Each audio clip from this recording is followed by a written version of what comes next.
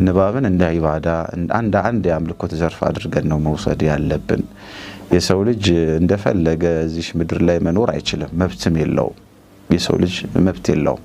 አላህ አዘ ወጀል ባስቀመጠለት በቀየሰለት መንገድ ነው መኖር ያለበት።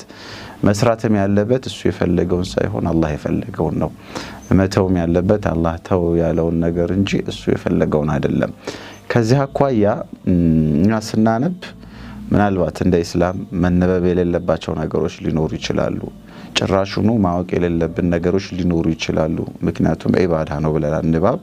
እነዚህ ነገሮች አስበን ወደ ንባብ መግባት ያለብን።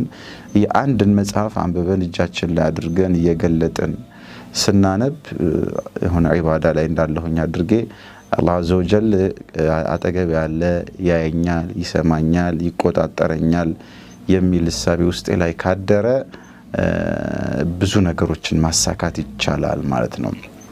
ይሄ ካልሆነ ግን በተለያዩ አጋጣሚዎች እስላማዊ ስብዕናችንን ልናጣ እንችላለን።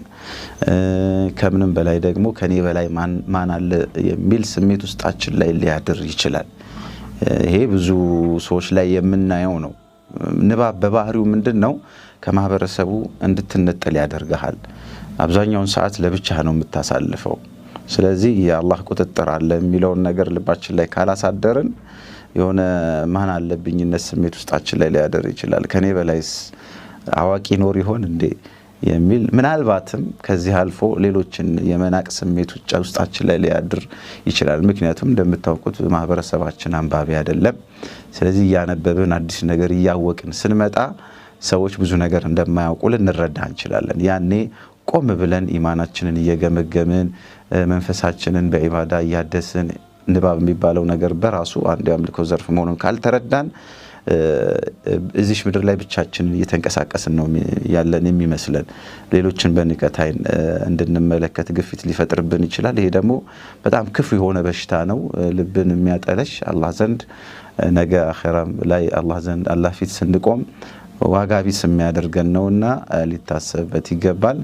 እንግዲህ ስለ ንባብ ብዙ ነገር ሊነሳ ይችላል። ባጭሩ ግን ጠቃሚ ሆነ የንባብ ዘዴ እንዲኖረን ማድረግ ብልህነት ነውና እነዚህን ሐሳቦች ቆም ብለን እንድናስተውላቸው ነው ያነሷቸው። ምናልባትም ያነሷቸው ሐሳቦች ትክክልና ጠቃሚ ከሆኑ ይሄ እንግዲህ አላህ ተውፊቅ ነው። መስተካከል ያለባቸው ነገሮችም ካሉ የሰው ሐሳብ ነውና አስተካክላችሁ የሚጠቅመውን ወስዳችሁ ህይወታችሁን እንደምትቀይሩ ተስፋ አደርጋለሁኝ። ወሰላሙ አለይኩም ወራህመቱላሂ ወበረካቱ።